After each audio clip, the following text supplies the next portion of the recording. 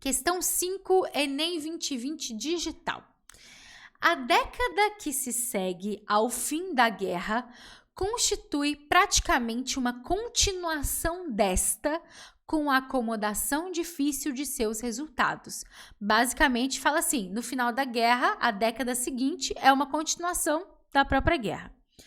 A ruptura do sistema internacional com a Revolução Soviética, a ascensão dos Estados Unidos, o recuo da Europa e o início da contestação anticolonial marcam uma década que para muitos foi de pessimismo e para alguns de ilusão, que bruscamente se encerra com a queda da Bolsa de Nova York, com a crise de 29... Com a queda da Bolsa de Nova York, ponto. Com a crise de 29, terá início a preparação de uma nova guerra mundial. Aqui é um texto, né, sobre a Primeira Guerra Mundial. Então, se a pessoa não sacou que era a Primeira Guerra... Bom, primeiro, se ela não sacou, vamos lá, galera. É a Primeira Guerra, que fala, né? Depois veio a crise de 29, é a Primeira Guerra. Mesmo se não sacou, tem aí o spoiler para vocês. Os eventos mencionados no texto contribuíram fortemente para a ascensão de regimes propensos a um novo conflito armado, pois, gente, durante o período que a gente chama de período entre guerras, quais são os regimes que nasceram?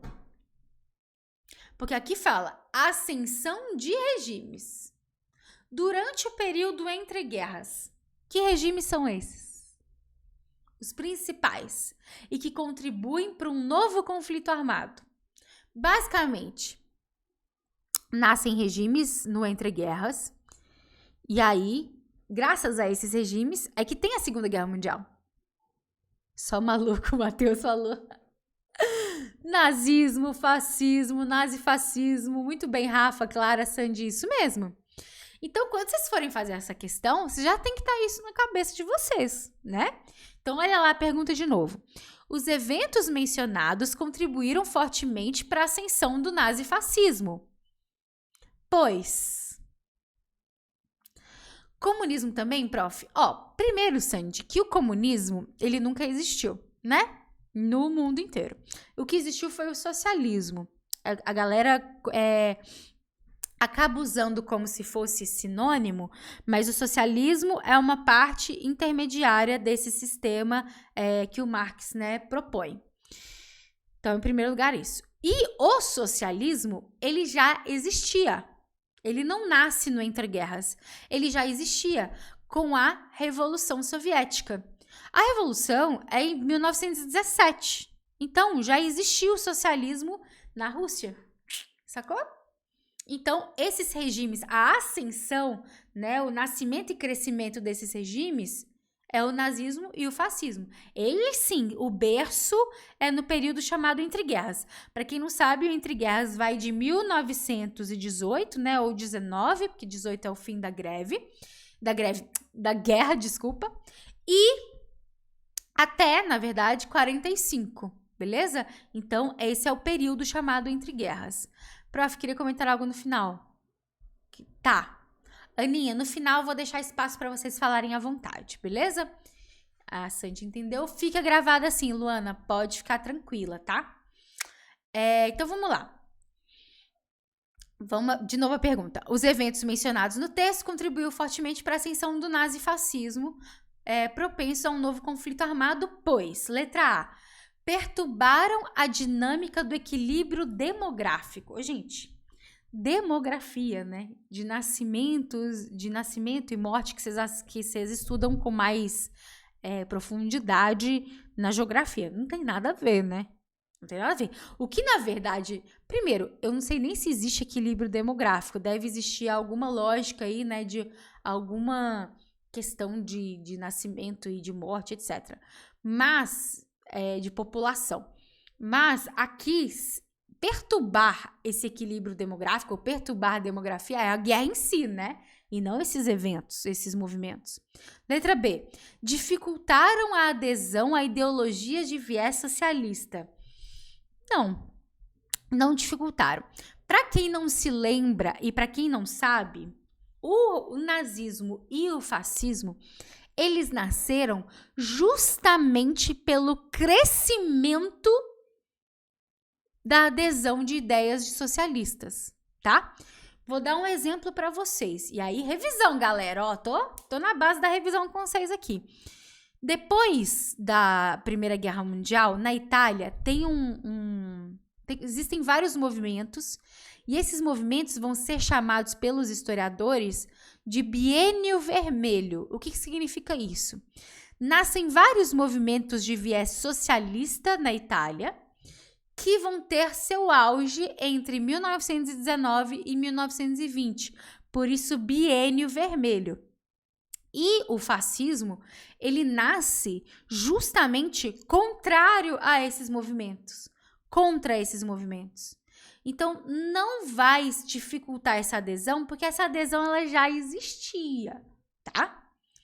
Letra C. Favoreceram a ascensão de grupos anarquistas ao poder. Nenhum grupo anarquista nesse momento ascende ao poder. E até onde eu saiba, nunca nenhum grupo anarquista ascendeu ao poder. Posso estar errada? Claro que sim, não sou especialista em anarquismo, né? Mas até onde eu saiba, isso nunca aconteceu na história. De novo, posso estar errada. Letra D. Corroeram a crença na legitimidade das democracias liberais. É essa. Eu vou explicar já com detalhes, deixa eu ler só a letra E, mas é a letra D, tá? Letra E. Deterioraram a confiança no salvacionismo dos exércitos nacionais.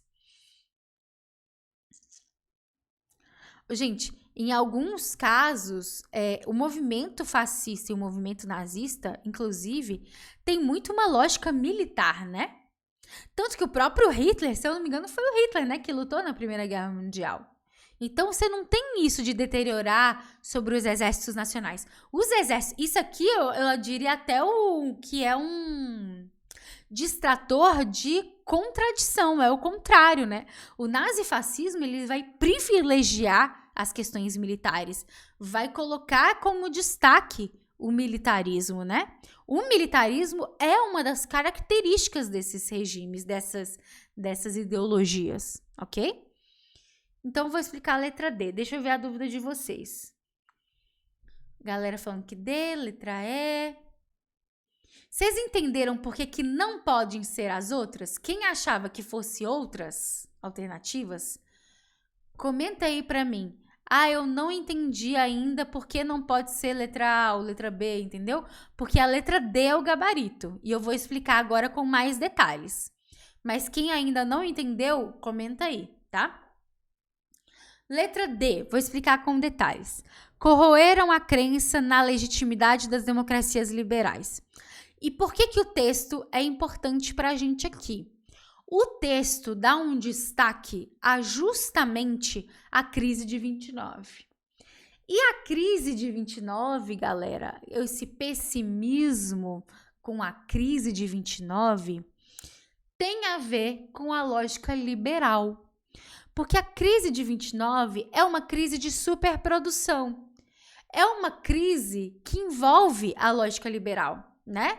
Que justamente os Estados Unidos, adotando inúmeras práticas liberais, levam a ter esse tipo de resultado de superprodução, de problemas na Bolsa de Valores, que também a Bolsa de Valores em si é uma super lógica liberal, né?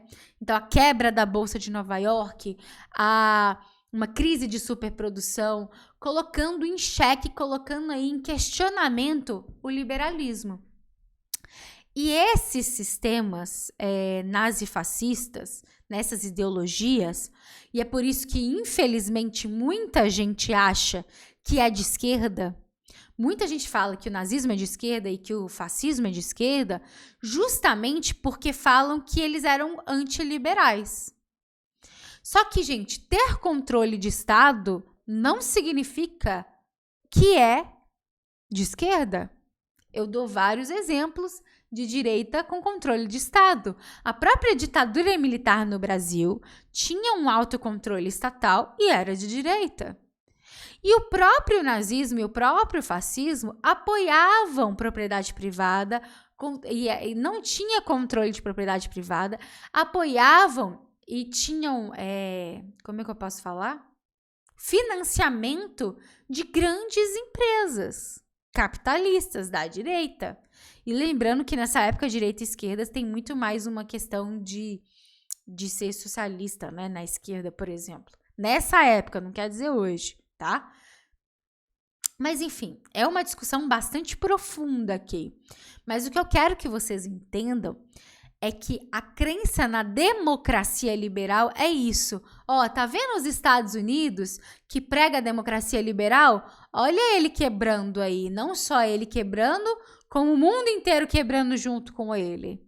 Olha o perigo dessa democracia liberal. Vamos instalar aqui uma ditadura. Vai continuar tendo propriedade privada, vai continuar tendo toda essa lógica, mas aqui é ditadura, é controle do Estado. Entendeu aqui a diferença? Por isso, letra D. Vamos ver aqui, ó. O que vocês estavam... Explica a B e a C. Explico a B e a C. B. Dificultaram a adesão a ideologias de viés socialista. Essa adesão de ideologia de viés socialista já existia, né? Já existia. Então, além disso, gente, vamos voltar à pergunta aqui. Os eventos contribuíram para a ascensão de regimes a um novo conflito armado. Então, é claro que dentro do fascismo, dentro do nazismo, eles vão ser antissocialistas. Mas não é isso que vai se conectar à lógica do conflito armado. Deu para entender a diferença? O conflito armado é corroer a crença em outros tipos de sistema. E aí a galera entra nessa ideia, entra nessa lógica e pensa assim, é a única que faz sentido. Vou entrar na guerra junto com Hitler, vou entrar na guerra junto com Mussolini. Entendeu a diferença? E existe até uma lógica dentro do nazismo e do fascismo de dificultar essa adesão e de falar mal desse viés. Mas esse viés já existia e já existia uma alta adesão, tá? Então, não vai romper com isso. E essa dificuldade de adesão não é o que causa o conflito armado, entendeu? E a pergunta tem relação com esse novo conflito armado, ok? Contribuiu para a ascensão propenso a um novo conflito armado. O que tem a ver? E aí você falou da C. Favoreceram a ascensão de grupos anarquistas. Primeiro, o nazismo e o fascismo não vai favorecer o anarquismo, pelo contrário. Da mesma forma que é contra o socialismo, é contra o anarquismo. Então, é um distrator de contradição. E como eu disse aqui, eu posso estar errada, se vocês souberem, me falem, mas o anarquismo, grupos anarquistas nunca ascenderam ao poder, nunca tiveram essa ascensão ao poder em si. Pelo menos na história que eu não conheço nenhum tipo. Pode ser que exista porque eu não conheço a história toda. Meu sonho é conhecer. Deixa eu ver o que vocês estão comentando aqui. Como se não existisse esquerda liberal. E hoje existe, né? Mas naquela época é mais difícil você fazer essa conexão. Eu pensei que era porque tipo o nazismo nasceu praticamente após o bicho ruim lá. Adorei após o bicho ruim lá. Falar da sua ideologia e que estava em prática, não funcionava e tal, mas acho que nem tem muito a ver com o que fala na deteriorar a convenção. Assim, eu entendi o que você quis dizer. Quando você fala deteriorar a confiança em várias coisas, mas não no exército nacional. Porque o fascismo e o nazismo, eles vão colocar força nesse exército, força nesse militarismo, entendeu? Então, a letra E é contradição, é o contrário. Como eu não conhecia esse canal antes, vim pelo Prof. Gui. Stephanie, estou muito feliz com a sua presença aqui, tá? Muito, muito mesmo. Não conhecia antes, mas conhece agora e com certeza vai te ajudar muito. Mas o liberalismo já estava implementado há muito tempo, né? Praticamente, Matheus, praticamente. Principalmente nos Estados Unidos. Perfeito, entendi. Boa noite, Joyce. Bem-vinda. Começa lá com o iluminismo. As discussões do liberalismo começam no iluminismo. Mas o liberalismo em si é só no século XIX, tá, galera? Só depois. Saquei, brigadão. Mais alguma dúvida? Deixa aí nos comentários se tiver. Podemos ir para a próxima?